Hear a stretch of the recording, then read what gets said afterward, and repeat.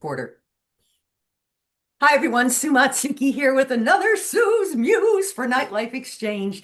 Today, my muse is also another friend, and he's so talented. Oh, wait till you hear this man sing. His name is Eddie Bruce. Yay! Thanks for Hi, joining baby. me. Oh, my pleasure. Anytime I can talk to you, it's a good day. I agree. I like where you are. It looks like, I see there's a little pool behind you, maybe. Little one, yeah. I'll get out of the Oh, way. I can't make you see. poor There it is. baby. There it is. Poor thing is very cold. It's not welcoming right now because it feels like a March day, but it's late May, so Well, it it'll goes get from back 90 to there. 50, 90 to 50. What are you going to do? So Eddie is the pre-ultimate singer of all things Tony Bennett. Full disclosure, we will be doing a show. I will be guest starring in his show, doing a couple of the iconic duets that Tony did with Lady Gaga on July 26th at the Cutting Room. I'm going to have all his gigs and all the links to ticket sales right below this interview. So just scroll down after you watch this. Everything will be there. But you don't just do Tony, you do Anthony Newley, you do Sinatra, you do a show of all the guys that you like to sing. So you have different products, but you primarily tour with this incredible tribute show to Tony Bennett, which quite frankly, we had open Winter Rhythms last year. He killed it. Tell me a little bit about your passion for this man and what brought you to, was it when you were a little kid? I mean, when did you start loving Tony Bennett?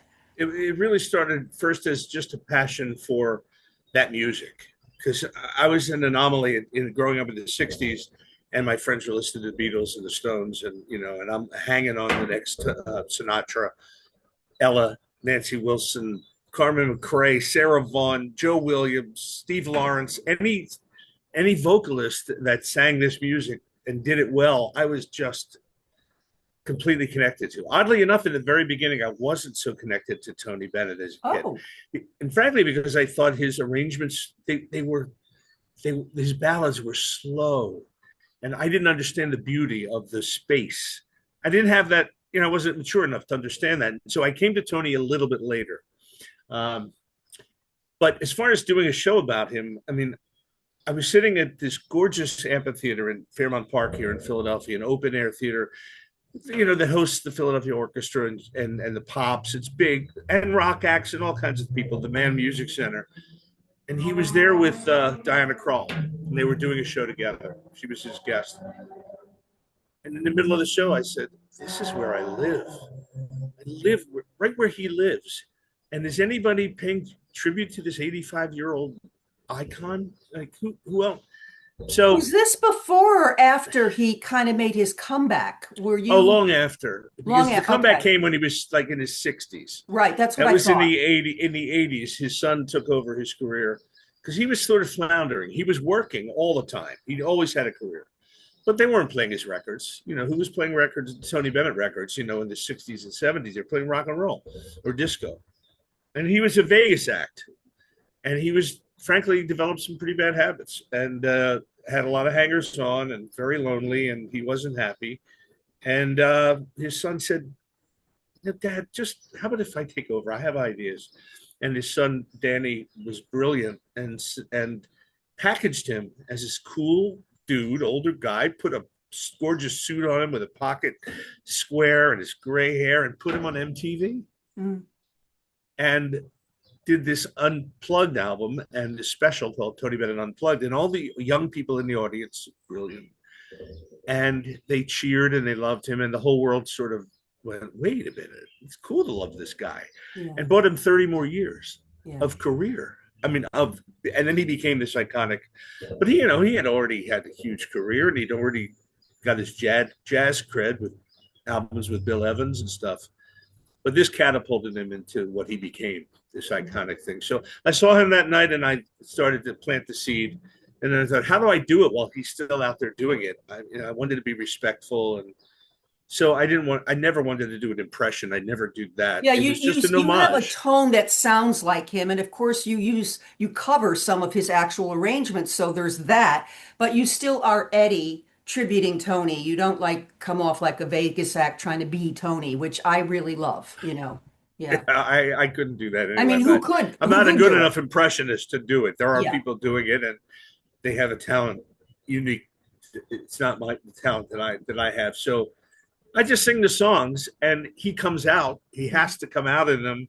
When he belts out at the end of "If I Ruled the World," I mean, how can you not, be Bennett in that moment? Right. And I'll play with some of his mannerisms on stage just to get a laugh. And Mhm. I'll repeat the bit he does where he puts the mic down and sings just without any amplification. In every venue he ever did, he says, "The acoustics here are so marvelous. I have to do this for you." And so I tell that story. So I mean, we tease some of his little ticks and have fun with that, but basically pay homage to the integrity that it was really about the integrity. He never veered from choosing good songs, quality musicians, great arrangements, a devotion to the music, and a devotion to the lyric. And then, of course, the brilliant duets albums with all the young talent, young Yeah, artists. that was another wave. I mean, it all started, I think, with Katie Lang, right? Was that the first one that he I did? think so. Yeah, that was one of the earliest ones. And the videos of them, they're all of his duets are love affairs, Yeah. and you watch him do it. And Sinatra did a great duets album. It's good in its own way, but a lot of it was done remotely and over whatever the lines are they call those, like even overseas. They were not in the same room. Yeah. And you can feel a little detachment. Right. They're artistic in their own way. Bennett's are true. Each duet is a true interaction with the other artist, Yeah, all the musically, videos are great emotionally. because it's right in the moment with the musicians right there on the floor. The Yeah, love fest is happening yeah. right in front of your eyes. It's interesting though, just so you know, I read that when you did a duet with Tony, when you were asked and honored to sing with Tony Bennett, you had to do his songs in his keys.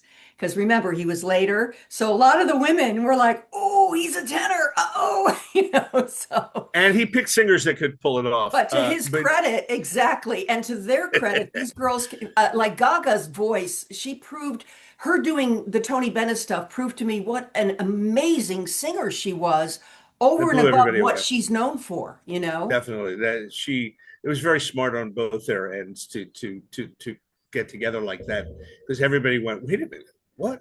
Wasn't Yeah, she wearing a meat dress, 8 years ago?"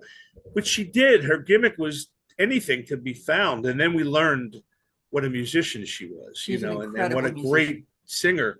But if you listen to the arrangements, many of the arrangements with the females change keys so subtly for their lines. Yeah, And the brilliance of the arrangements is that you almost seamlessly hear him come back to Tony's key when it's his turn.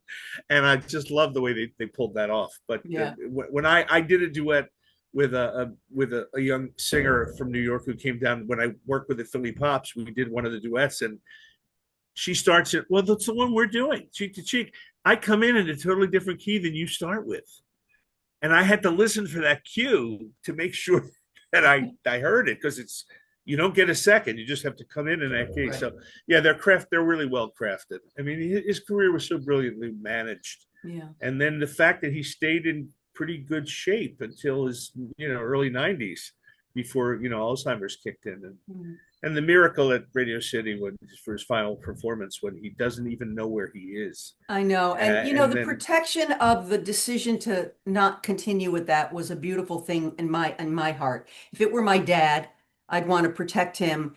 And Gaga was so amazing with him on stage, keeping yeah, him present and and all that. It was a beautiful thing. I want to go in a different route. You're from PA and the Jersey area, and yet you've done Feinstein's, you've done 54 Below, you've done clubs here in New York. It's a hard sell to come into town when you're a known out of town singer. boy, Tell me is it. about the music scene in PA and how it's kept you so busy. Well, up until a few years ago, I still had my day gig, which was a night gig. It was, I had the premier wedding and party event dance band, 12-piece band, three horns, three singers, five rhythm section. It was a big, Yeah. successful ensemble, and it paid the bills. And but when you play, even though we tried to be musically excellent, it wasn't fulfilling musically, because I had to play with the crowd once. It had nothing to do with me. It has to do with what will make them a great party, what Right. will make them happy and make 200 people scream at the end of the night, and give these people a moment they have for the rest of their Please lives. tell me If you I'm didn't do music, the chicken dance. never, Now I had my limits. I was like, if I Chicken. heard, when I did a wedding band singing the chicken thing, I was like, I can't, I just can't. There were no. I would have no. I mean, they were paying me a decent amount of money, and I would have no's. If the clients asked for celebration, or the chicken dance, or the Macarena, or The I would slide, I just don't tell mind. The them slide is cool. we would play a recorded version of it while we were having dinner. Anyway, so the point was that it didn't matter what the music scene was here because I could just pick and choose the theaters, the cabarets, the things I love to do because the money was coming in from the other part of the Right. business. When I left that 3 years ago, after 46 years of making people dance, it's not always a pretty sight, by the way. You then there's very limited opportunity to do cabaret as we know it Yeah. in New York, where there's a ton of rooms. Um, so you have to just sometimes I find you make your own opportunities. So I really love theaters more than clubs, and so I targeted small theaters, neighborhood or community type theaters that I could either rent or that has a subscription, and I would go into those, and I didn't have to do it a lot Mhm. because I didn't need it for income. I did it for love, and so hopefully we would sell for the theater and I could make a couple of dollars, and that's been very successful. We have rotated through several theaters, and and then we found this great theater that you're coming to June 21st I was because just going to ask you what's coming up yeah, for yeah. you. So that theater is one of those little gems. It's called the Fringe Arts Theater. We have a Fringe Festival here, which is all those quirky, wonderful acts that are just not mainstream, and they're all. This gives them a stage, and they're run the gamut. But the theater itself is so cool, and it seats about 265, high rate uh, auditorium with a nice stage. And I'm bringing a 17-piece band in there because we're going to do my new album, which is my first big band album. And I wanted a place to just do the album as the show. Well, 14 songs, and you're coming to be a guest and hang out a little bit. I'm Also so to sell excited our show at Cutting Room in to July. sell our show, and you're cooking for me while you're here, and That's we're throwing right. you in the That's pool. But right. anyway, so those are the kind of theaters. Now, there's a tall order with that. There's the musical end of it is the easy part. As well as I do. The Yeah. business end of it is still got to sell it. Yeah. Even if I'm known in Philly, I have to get people to get a babysitter and block off the night and buy the tickets and get in the car and drive to Philly and park the car. And it's a big ask.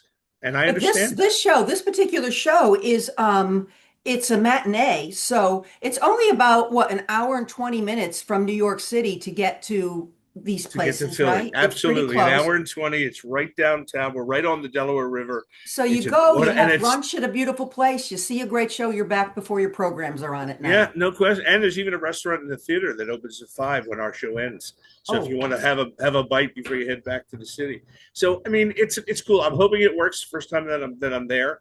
But we've done things like in Newtown, Bucks County. There's the Newtown Theater. There's the theater in the Bucks County Playhouse. I've done. There's um, Phoenixville, the Colonial Theater, where the Blob was made famously. I Uh, heard about that. and then there's some other rooms. I also do a lot of work with the Philly Pops, which means not just the crowning achievement of being in the Kimmel Center with 2,000 people and 56 musicians. That was a dream that may never be repeated. It was the best day of my life musically. But then they also have big band gigs where the 17-piece Philly Pops big band goes out, and I'll work with them a lot. They even have some things with trios and quartets that go under the auspices of the Pops and do events. So they're Okay, are keeping you me a taking little this busy. in? The man has sung with the Philly Pops. Just saying. Just drop Just that saying. in. No, I That mean was you're in talking about October. it That like was it's just another gig. Holy it was a God. career. It was a career in I waited for that moment. I had done another show with the Pops. The Philly Pops were run and owned basically by Peter Nero, the great jazz pianist. He was our Didn't know conductor. that. He was the first and original conductor. He smartly copyrighted the name Philly Pops and owned it, and was 30 years with the Pops, beloved by the musicians, and he was a star. And then they had some problems. He wanted more money. Whatever the issues were, he was released. This is really, I'm going to get in the weeds, but it's a great story if you want me to tell it to you. I never The knew. How did I not know Yeah. this? Amazing. So he's gone. A new regime of management came in who were not competent. They were about to sign. Actually, they had a contract for a new conductor. His name was Marvin Hamlish. Oh, Was that going to guy. be the next conductor of the Philly Pops. And a month after he signed the contract, he passed away. Hmm. And that might have saved them, Yeah. but it didn't. And so anyway, when Peter left, they signed a gentleman named Michael Krajewski, great conductor with two or three orchestras. And Peter would never hire me. He said, I'm not hiring the wedding guy. Oh. And he would only bring in people from New York, never used local talent. That was his only fault, I think. But as soon as the new conductor came in, I jumped in. And he put me in his first concert there as a guest. I did 3 songs. And it was a thrill. It really was a thrill. I had the full symphony. 3 songs, Tony Bennett. And then 13 years passed. And he was long gone. And the Pops disappeared. They went bankrupt. The new management really messed them up. And the musicians were out. This was their big livelihood, a lot of them. And they got together and said, you know what? We're the Philly Pops, the musicians. And they formed a grassroots orchestra called the No Name Pops because they couldn't use the name Philly Pops and started from scratch, Sue. And they went out and just worked anywhere, raising money, getting the word out, trying to develop this product again. It's really an amazing story. Wow. And I heard about this and I called the guys because I know the musicians. They all worked for me at some point or other and said, anything you need, I'm there. I don't need to be paid. If you're not being paid, let's get this thing going. And I helped them. I think my concert was a bit of a thank you. The next thing you know, they're back at the Kimmel Center. They have a new board. They are just taking baby steps and they're getting back into the Kimmel Center. They're doing a holiday show, maybe 1 or 2 concerts. And they did a tribute to Peter Nero. And the Nero family came. And the result of that was they sold the name Peter Nero, Philly Pops back to the Pops. Wow, what a story. They sold the name back and just said, all we ask is that you maintain the legacy of our father. Keep his name alive and archive his music. And they said, we're proud to do that. And the first concert back in the Kimmel Center as the Philly Pops again, I headlined. So it was like I get chills because I can't even believe I was part of that. I got chills. And it was a Sinatra Bennett program. And the first act was Bennett. And then they brought in Kelly LeVeque from New York. She'd be my Lady Gaga. And I did like 8 songs in the first act, 8 songs in the second act. It was my show. And I just, it was a dream. It was that little kid singing, listening to Sinatra, you know, at 11 years old in Northeast Philly. And then it's funny. I was going to ask you in closing down the interview, I was going to ask you, what was that moment in your life where you raised your head and you went, oh my God, look where I'm singing. And clearly this is it. So I think my last question is going to be, I heard a little rumor about the fact that you might be singing with like a diva from New York, someone by the name of Katie Sullivan. How, what, how? Well, you know, when you had me at the Urban Stages Gala. Oh, good. I'm going to take credit for it. You're getting credit for it because, you know, KT, actually the first time I ever played New York back in like 92, like really early, I was at the, on Restaurant Row. What was the club? It had a guy's Russian name. Tea Room. Danny's. No, it was Danny's. Danny's. And I was not good. I mean, I did not have this down yet at all. And KT came to that because that's her. She comes to everybody's shows, right? Does, yeah. And then I never really heard from her again for years. And I've been rubbing into her in New York. Hi, how are you? I'm Eddie. Remember me? Oh yes. Okay. Anyway, but she came to the Urban Stages and sat in the front row, and she enjoyed it, I think. And then we kept communicating and we reconnected, and she got booked into a little cabaret room that they're doing here in Philly. It's called the Rittenhouse Grill, where they're bringing in basically all New York performers.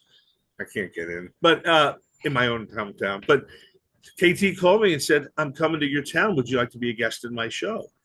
which is lovely. And I get to sing with her and get to, get to do Oh, a that's little great. show and maybe help her sell a ticket or two. It's okay. I'm fine with that. Hey, we all And have to help each other in we whatever got way to we help each can. other. And so I'll get to be on stage with, cabaret convention queen of cabaret there, Miss Sullivan. And I'm proud of that. It's going to be fun.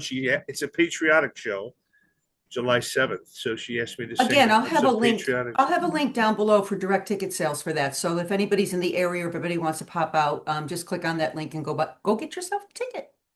But So, I have to just say to you, you have always been the most generous, the most unbelievably sharing person as far as just wanting to promote other talent. I watch what you do, and it blows me away because it is tough, a tough business. It's tough to break in. It's tough to work New York. tough to I, sustain. I've It's tough Yeah. to sustain. I mean, being from Philly, I have already learned I cannot just come to New York and expect anybody to show up. There's too many shows, too much talent, and it's not going to happen. But you're coming to my show is going to help make an impact at the cutting room, and I'm just can't wait to do that show with you. And what a great space, Yeah, we're going to be, the cutting and room is, not only are they the salt of the earth people there, the room itself is just run like beautifully. So I'm looking isn't it forward. crazy? I'm just going to say this: that somehow you connect with people in a way that is inexplicable. Like I met you, it's like 35 years ago with Bob 35 years Egan at ago. Yeah. Odette's Yeah. in a review, I think, an anniversary tribute to his cabaret at Odette's, which was kind of world, record breaking. It have a little cabaret in New Hope. It attracted all these big stars. Bob Yeah. Egan did an amazing job. And all we did was meet that night. I think we had dinner afterward with the group. And I fell in love with you then. And somehow we've just kept this little connect. We don't see each other. We I know, haven't we've very never much. performed together, so I'm so And excited now about all this that. time later, we're going to be doing these things together, and it's Well, thank you great. for When you saying that, my friend. And the thing is, here at Nightlife Exchange, we're not just about cabaret, we're about all kinds of nightlife here in New York City. I like to call us the TV guide of cabaret, a TV guide of New York nightlife. And so it's always been my honor and my privilege to do what Julie Wilson called passing down the boa. Whenever I can help someone else, it's in honor of her and Jan Wallman and other women who helped me get to where I am today. So when I see talent, and I've loved you for a long, long time, and I've loved your talent, and even the youngins and the up and comers, and the up and comers could be 50-year-old people coming to oh, cabaret I for the know, first time. I know. It doesn't matter to me. It's if you are talented, Nightlife Exchange and myself personally just want to help promote You the you brought arts. Julie. You brought Julie to my show at Feinstein's. Yeah. I was so insanely excited about that because I loved her from, Julie was in Legs Diamond. Yes. She was the diva in Legs Diamond. I was one of the producers of Legs Diamond. Oh, I didn't know that. Wow. Yeah, my company, the entertainment group, a little bar mitzvah wedding company in Jenkintown, PA, is above the title with Steinbrenner and Niederlander on that poster at Joe Allen, the failure poster. And I met Julie then, and then I would follow her or precede her at Odette's every summer at some point when she performed there, and I would come and see her. My mouth just, oh, I love Well, this woman. she told me that you reminded her of her son because you're physically, I mean, Holt is a very famous actor, so she'd be very flattered by that. Um, uh, but I remembered her saying she reminds me of Holt a little bit. And I said, yeah, physically he Well, she does. had a great quote we used for a long time after my show. She said, "He's a lovely voice and he has marvelous diction." Well, my quote has something, and I can understand everything she says. It was really important, It's Julie. important to I don't know her. how great a quote it is in terms of, getting us gigs, but it was very important to her. Come hear me speak. Yeah, I have great diction.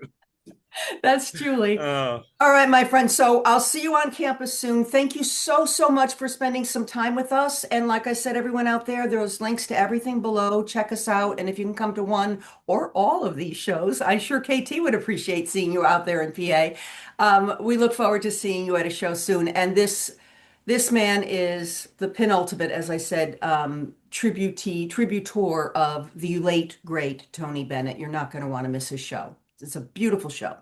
Thanks for joining us. Thank you, love. I'll see you soon, honey.